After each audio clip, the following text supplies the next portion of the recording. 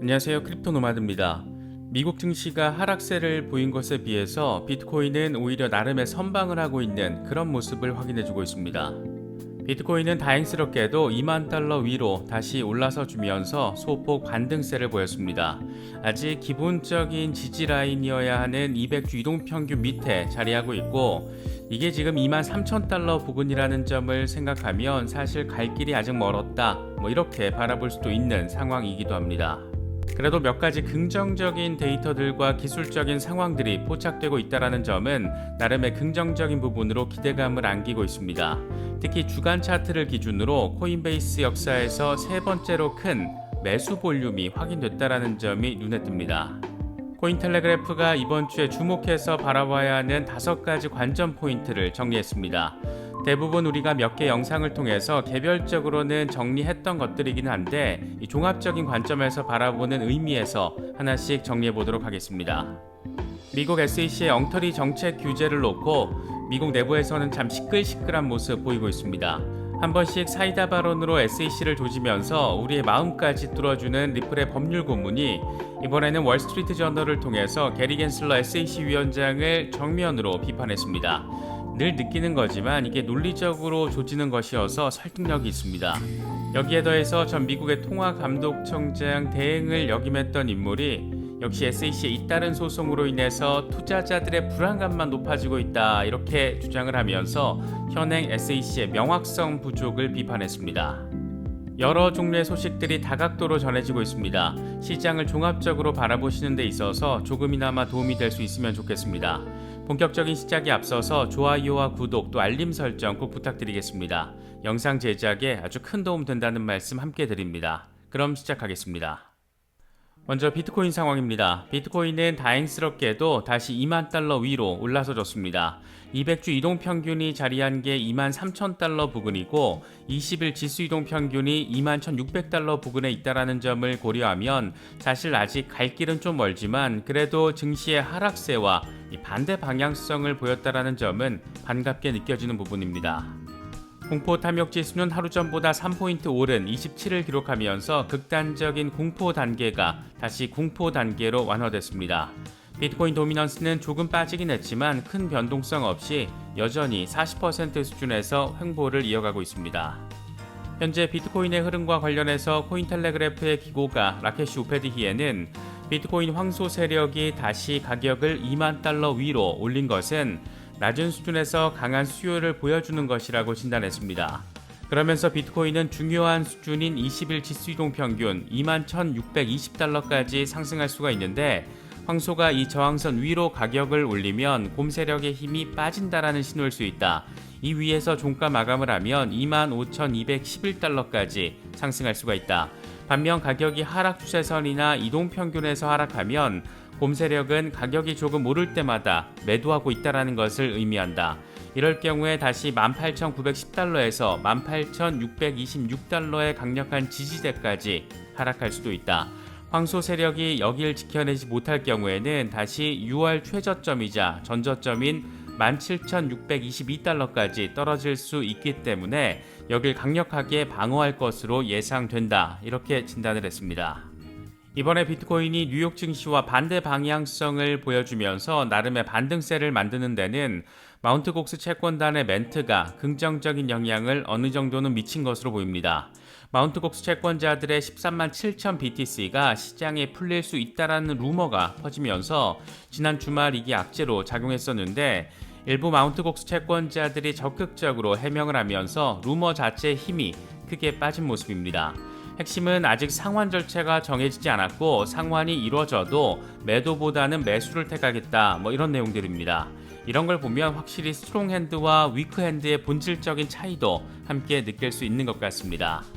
차트적으로도 몇 가지 긍정적인 분석들이 나왔는데, 먼저 7월부터 매일 비트코인 1,000달러씩을 매수하고 있는 인컴샤크는 최근 코인베이스 역사상 세 번째 규모의 매수 볼륨이 확인됐다는 점에 주목했습니다. 그러면서 지난번 두 번의 상황에서도 당시 비트코인은 저점을 확인했을 때였다. 특히 지금은 2018년 고점을 수평 지지라인으로 형성한 상태이기도 하다, 이렇게 설명을 하면서 지금이 바닥 언저리에 있다라는 점, 또 장기적인 관점에서 강력한 지지 라인을 형성했다라는 점, 이런 것들을 강조하면서 강세장 도래 가능성을 설명을 했습니다. 스탁머니 리잘드의 경우에도 비트코인이 이중 바닥을 확인했다라면서 이게 강세장이 펼쳐질 것이라는 점을 과거 상황과 비교하면서 강조했습니다. 그는 조정장이 70% 이상 수준으로 발생하고 주간 RSI가 30 미만일 경우는 비트코인 역사에서 딱 3번 있었는데, 그러고 나서 항상 이중 바닥이 확인됐다, 이렇게 설명을 했습니다. 함께 공유한 차트를 보면 2015년과 2019년 모두 80% 이상 폭락한 뒤에 이중 바닥을 형성했고 이후에 거대한 랠리를 선보였습니다. 지금 역시 74% 수준의 폭락을 확인한 뒤에 이중 바닥을 만들었기 때문에 머지않아 강세장이 도래할 것이라는 점을 지금 설명하고 있는 겁니다. 렉트캐피탈의 경우에는 강세장을 바라보기 위해서는 무엇보다 200주 이동평균에 대한 회복이 필요하다라고 강조했습니다. 현재 200주 이동평균은 23,000달러 부근에 자리하고 있는데, 역사상 비트코인은 200주 이동평균 아래에서 강세 랠리를 벌인 적이 단 한 번도 없었고, 그래서 랠리를 위한 가장 기본적인 조건이 200주 이동평균선을 지지받는 것으로 지목되어 왔습니다. 아직 좀 시간이 필요할 것으로 보이긴 하는데, 일단 200주 이동평균만 지지 라인으로 전환이 되면 앞서 언급한 긍정적인 전망들에도 좀 더 힘이 실리지 않을까 기대되는 부분입니다. 코인텔레그래프는 이번 주에 주목해서 바라봐야 하는 5가지 관전 포인트를 제시했는데, 7월 초 이후에 가장 낮은 주간 종가가 기록된 상황이고, 황소 세력에게는 비참하게 8월을 마감해야 할 가능성이 커졌다. 이에 따라서 18,000달러를 잘 지켜내는지가 중요하다라고 강조했습니다. 그러면서 몇몇 분석가들의 멘트를 인용했는데, 정리를 하자면 이 상승할 경우에는 23,000달러 가능성, 하락할 경우에는 17,000달러 가능성 정도의 전망 제시되고 있습니다. 두 번째 관전 포인트는 미국 증시의 추가 하락 가능성입니다. 무엇보다 제롬 파월 의장의 긴축 정책 의지가 재확인됐고, 이에 따라서 S&P 500이 4,000선 아래로 떨어질 가능성이 커진 상황이라는 점을 설명했습니다. 다만 S&P 500은 전고점 대비 두 자릿수 하락이 확인되는데도 불구하고 자본 유입이 이루어지고 있다는 점에서 실제 보이는 것만큼 나쁜 상황이 아니다, 이런 전망도 있다는 점 함께 제시됐습니다. 세 번째로는 요즘 참 어마어마하게 힘을 받고 있는 달러 인덱스 상황입니다. 이게 지금 109를 넘겨버리면서 20년 고점을 찍은 상황인데, 문제는 120까지 그냥 통으로 열려 있다는 데 있습니다. 상황에 따라서는 내달리면 바로 달러 인덱스 120까지도 가능한 상황이라고도 할 수 있습니다. 이번 주에 어느 정도 저항을 맞는 상황이 보여질지, 아니면 추가적인 랠리 상황이 펼쳐질지 주목해서 바라볼 필요가 있는 그런 상황입니다. 네 번째 관전 포인트로는 MVRV G스코어가 다시 하락하면서 7월 상승분을 반납한 상황이고, 최근 1개월 최저치를 보이고 있다는 점이 꼽혔습니다.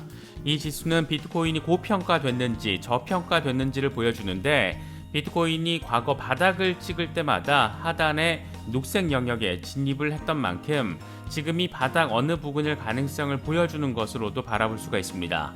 마지막으로는 극단적인 공포 단계의 지속 여부가 꼽혔는데, 다행스럽게도 지금은 극단적인 공포 단계가 일단은 공포 단계로 완화된 상황을 보여주고 있습니다. 리플 소송, 나아가서 암호화폐 규제 이슈와 관련해서 미국 사회에서는 아주 재미있는 일들이 몇 가지 벌어졌습니다. 먼저 리플의 법률 고문이자 사이다 발언이 매력 포인트인 스튜어드 알드로티 변호사가 이번에는 월스트리트 저널을 통해서 게리 갠슬러를 아주 간단하게 박살을 내놨습니다. 지난주에 갠슬러가 월스트리트 저널에 기고한 칼럼에 대한 반박인데, 내용이 짧은데 참 재밌습니다. 지난주 갠슬러 칼럼의 핵심은 암호화폐 시장이 다른 기술을 사용한다라고 해서 다른 자본시장과 다르게 취급할 이유는 없다, 이렇게 주장을 했습니다. 이에 대해서 알데로티 변호사는 갠슬러는 자동차가 휘발유로 운행되든 전기로 운행되든 안전벨트는 여전히 필요하다라고 말했다. 아무도 여기에는 이의를 제기하지 않는다. 다만 전기 자동차는 휘발유가 필요하지 않는데도 그럼에도 불구하고 SEC는 휘발유를 판매하려고 한다. SEC는 휘발유를 사지 않는 사람을 처벌하려고 한다. 이렇게 직격탄을 날렸습니다. 갠슬러가 항상 핵심은 빠진 언어적인 수사로만 자신의 주장을 펼치는 경우가 거의 대부분이었는데, 이와 비슷한 방식으로 겐슬러의 논리 구성 자체가 말이 안 된다라는 점을 꽤나 수사적으로 비판을 하면서 설명을 하고 있는 겁니다. 또 한 가지는 지금 XRP 커뮤니티에서 난리가 난 사건 하나가 있는데, 지난주에 게리 겐슬러 사임 이런 제목의 포브스 기사 우리도 함께 다뤘었습니다. 이게 지금 삭제가 됐습니다.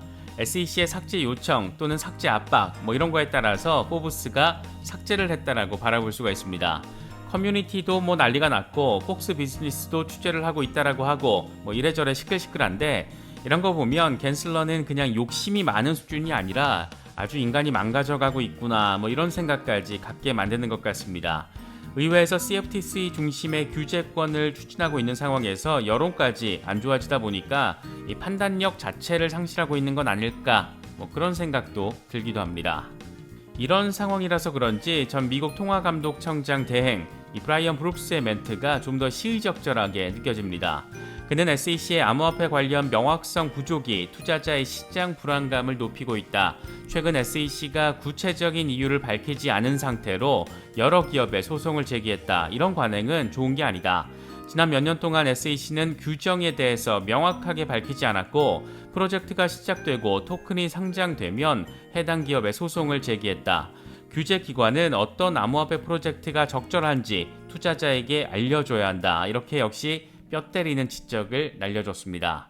지금 리플 소송이 재밌는 것은 대체 뭘 근거로 소송을 냈는지를 SEC가 설명을 하지 못하고 있기 때문인 건데, 시간이 갈수록 구체적인 반박들이 아주 근사한 여론전 양상으로 이어지고 있는 것 같아서 꽤나 더 흥미진진해지는 것 같습니다. 국내에서는 코인원이 카카오뱅크와 실명 계좌 계약을 마쳤다라는 소식이 전해졌습니다. 이건 실명 계좌 계약이라는 상황적인 요인보다 이게 품고 있는 이 내적인 가능성이 좀 더 중요하다라고 할 수가 있는데, 1차적으로는 코인원과 카뱅의 연결이고 2차적으로는 코인원과 업비트의 합병으로 다뤄질 가능성도 보여주는 그런 이슈이기 때문입니다. 상황에 따라서 국내 암호화폐 거래소의 지각 변동 상황으로까지 번질 수도 있는 이슈다. 이 정도로 바라보면 되지 않을까 싶습니다. 지금 국내 대형 증권사들이 거래소 업무, 이 암호화폐 거래 업무를 직접 핸들링하려는 상황이기 때문에 기존 거래소들이 인수합병을 통해서 몸집을 키우고 그렇게 레거시 거래소들과 경쟁하는 그림 만들 가능성도 꽤 높은 상황이라고 평가할 수가 있습니다. 많은 소식들이 전해지고 있습니다. 힘겨운 8월이 지나가고 있는데 새로운 계절에는 우리 모두가 웃을 수 있는 상황이 펼쳐질 수 있으면 정말 참 아주 많이 좋겠습니다. 이번에 준비한 영상은 여기까지입니다. 영상이 도움이 되셨다면 좋아요와 구독 또 알림 설정 꼭 부탁드리겠습니다. 영상 제작에 아주 큰 도움 된다는 말씀 함께 드립니다. 언제나 성투하시기를 기원하겠습니다. 시청해주셔서 감사합니다. 지금까지 크립토 노마디였습니다.